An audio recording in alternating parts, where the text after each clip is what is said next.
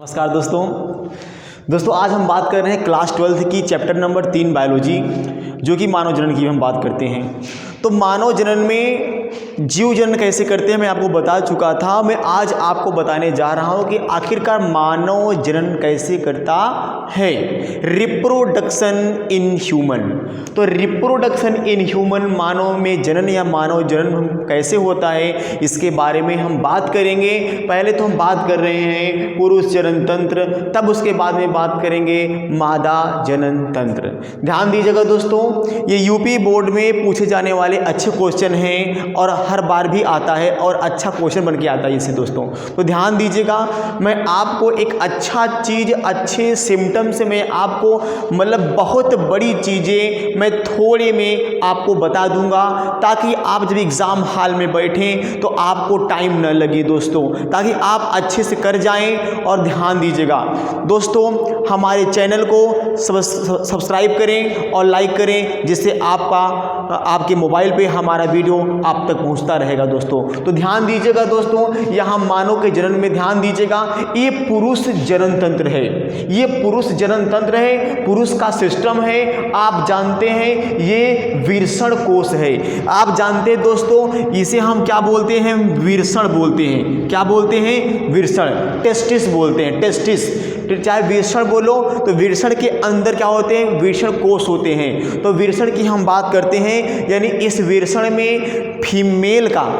इस विरसण में हमारे मेल का सीमेन, वीर्य, जिसे हम बोलते हैं बीज, वीर्य या सीमेन यहाँ से बनता है, यहाँ बनकर निकलता है। ध्यान दीजिएगा दोस्तों, हम आपको बता रहे हैं कि सीमेन यहाँ शुक्राणु, जिसे हम बोलते हैं शुक्राणु, यानी बहुवचन क्या होता है? सीमेन होता है, वीर्य होता है, और एक वचन क्या होता है? शुक्राणु। एक पुरुष के अंदर जब शुक्राणु बाहर निकलता है निषेचन के लिए, तो काफ़ी मात्रा में 20 से 30 करोड़ निकलता है, या 200-300 मिलियन निकलता है दोस्तों, तभी जाकर निषेचन हो पाता है। ठीक है, तो आप सोचेंगे दोस्तों कि निषेचन तो एक ही शुक्राणु से, एक ही अंडाणु से होता है। जी हाँ, होता तो है, लेकिन यहाँ 200-300 मिलियन क्यों निकलते हैं, 20 से 30 करोड़ क्यों निकलते हैं? ये जानते हैं कि मादा के गर्भाशय में इतनी एसिडिटी होती है, इतना एसिड होता है, सब फैलोपियन ट्यूब तक पहुँचते पहुँचते मार दिए जाते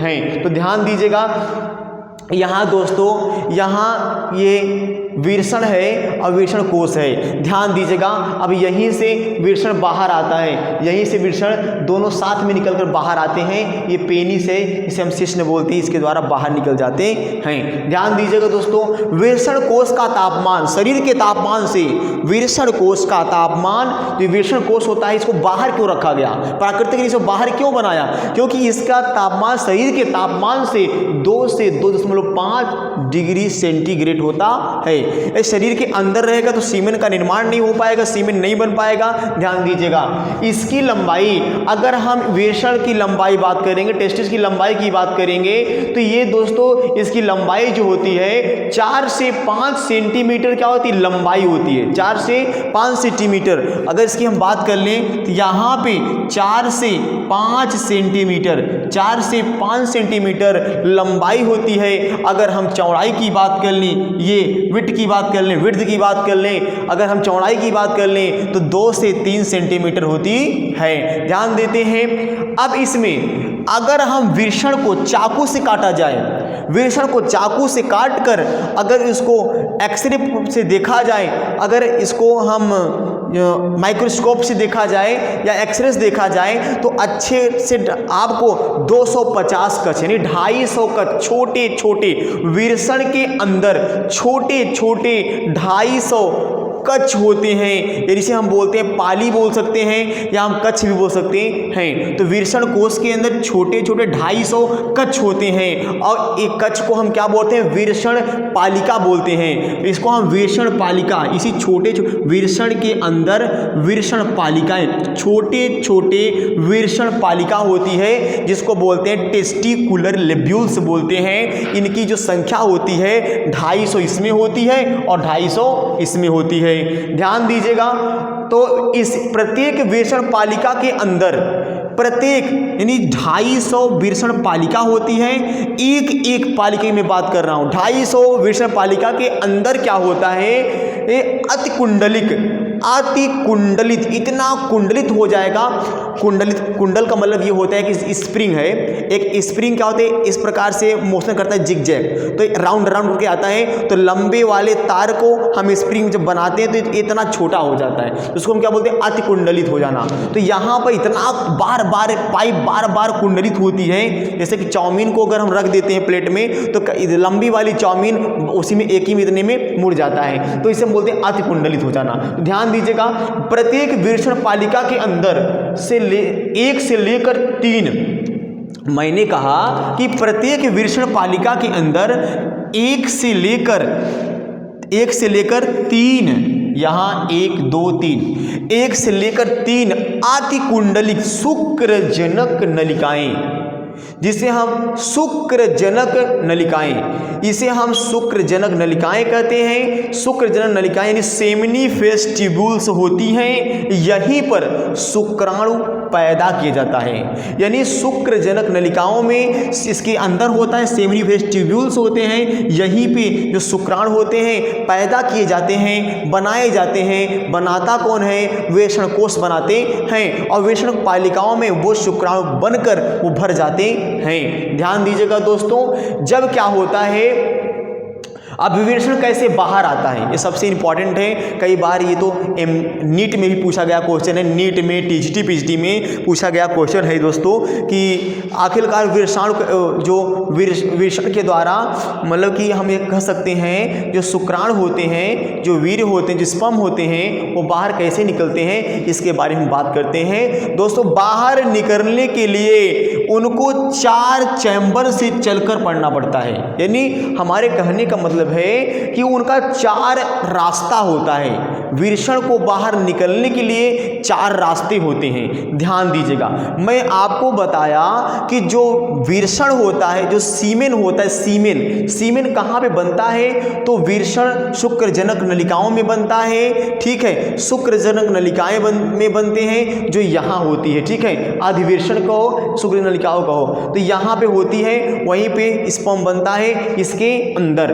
तो क्या होता है, पहले विषण जालिका होती है। मैंने यहाँ लिखा क्या, विषण जालिका है। इसमें काफ़ी छोटे छोटे पार्ट होते हैं विषण जालिका के अंदर, इस प्रकार से ऐसे ऐसे होते हैं। तो विषण जालिका के अंदर से सीमेन यहीं से निकलता है। जब यहाँ से निकलता है, यहाँ बोलते हैं रेड टेस्टिस, यहाँ देख लीजिए, यहाँ बोलते हैं रेड टेस्टिस। ठीक है, यहाँ बोलते हैं रेड टेस्टिस। जब विषण जालिका से निकलता है, विषण जालिका से निकलता है, इसे बोलते हैं रेड टेस्टिस। ठीक है, जब यहाँ से विषण जालिका से निकलेगा, रेड टेस्टिस से निकलेगा, तो कहाँ पहुँचेगा, शुक्रवाहक पहुँचेगा। कहाँ पहुँचेगा, शुक्रवाहक। पहला चैम्बर तो क्या है दोस्तों, ये है। दूसरा चैम्बर क्या है, ये है। तो हमारे कहने का मतलब ये है कि पहला चैम्बर क्या था, विषण जालिका। जब यहाँ से शुक्राणु निकलता है तो कहाँ पहुँचता है, शुक्रवाहिका। दूसरा चैम्बर है, शुक्रवाहिका में पहुँच जाता है, जिसे बोलते हैं वासा इफ्रेंसिया। क्या बोलते हैं दोस्तों, वासा इफ्रेंसिया। यहाँ पहुँचता है, अब 2 चैम्बर क्रॉस कर चुका है, तो इसे बोलते हैं वासा इफ्रेंसिया या शुक्रवाहिका। फिर यहाँ से इसमें आता है, जिसका नाम है अधिविषण, यानी इपिडिडाइमिस बोलते हैं। अब यहाँ तीसरा यहाँ आ गया, तीसरा यहाँ आ गया, इपिडिडाइमिस। अब दोस्तों ध्यान दीजिएगा, जब यहाँ आ जाता है तो फटाक से बाहर निकलने के लिए शुक्रवाहक होते हैं, उसको बोलते हैं वास डिफरेंस बोलते हैं। यानी ये लंबी सी जो पाइप होती है, ये जो लंबी सी पाइप होती है, इसके द्वारा, शुक्रवाहक के द्वारा, ये जो सीमेन होते हैं, जो वीर होते हैं, जो शुक्राणु होते हैं, वो बाहर निकल जाते हैं। ठीक दोस्तों, तो बाहर निकल जाते हैं, तो यहाँ से निकला हुआ जो शुक्राणु होता है, वो जो स्पर्म होता है, वो फीमेल के यूटेरस में जाके बेबी को फर्टिलाइज करता है। ध्यान दीजिएगा। अब यहाँ पे इसके साथ साथ दोस्तों मैं आपको एक बात और बता रहा हूँ। ध्यान दीजिएगा, आगे तो मैं बताऊंगा आपको, लेकिन फिर भी मैं यहाँ बता दे रहा हूँ, ध्यान दीजिएगा। ध्यान देने वाली बात क्या है, अगर हम बात करेंगे नसबंदी, नसबंदी का मतलब होता है नस को काट कर बंद कर देना या हमेशा हमेशा के लिए बांध देना, आर कॉल्ड एज वेसेक्टोमी, अर्थात नसबंदी बोलते हैं। नसबंदी जरूरी नहीं है कि फीमेल में ही हो, मेल में भी हो सकती है, ध्यान दीजिएगा। तो मेल का जो ये वास डिफरेंस है, शुक्रवाहक क्या बोलते हैं, वास डिफरेंस बोलते हैं। डॉक्टर लोग क्या करते हैं, डॉक्टर लोग बेचारे करते क्या हैं कि इसको काट कर बांध देते हैं, ठीक है, इसको काट कर बांध देते हैं, इसको भी काट कर ये मजबूती से बांध देते हैं, are called as vasectomy, are called as vasectomy. मतलब कि नस को कट करके बंद देना, बांध देना, तो वो हो जाएगा वेसेक्टोमी, अर्थात नसबंदी कहलाएगी। अगर हम हिंदी में बात करेंगे तो शुक्रवाहक नलिका उच्छेदन, इसकी बात है शुक्रवाहक नलिका उच्छेदन। जब ये काट कर बांध देंगे तो बताओ क्या स्पर्म बाहर निकल पाएगा, क्या शुक्राणु बाहर निकल पाएगा, नहीं निकल पाएगा। इसलिए ये नहीं निकल पाता है क्योंकि वेसेक्टोमी कर दी गई है। ये शल्य क्रिया के द्वारा, ऑपरेशन के द्वारा होता है, जिसके दौरान शुक्राणु बाहर नहीं निकल पाएंगे। जब बाहर नहीं निकल पाएगा तो किसी फीमेल के यूटेरस में फर्टिलाइजेशन, निषेचन नहीं हो पाएगा और बेबी का फॉर्मेशन नहीं हो पाएगा और बच्चे नहीं बन पाएंगे, ठीक है। ये लाइफ टाइम के लिए बंद कर दिए जाते हैं। दोस्तों आज के लिए मेरा ये टॉपिक, कल आपको लिंक मिलते हैं फीमेल रिप्रोडक्टिव सिस्टम। नमस्कार दोस्तों।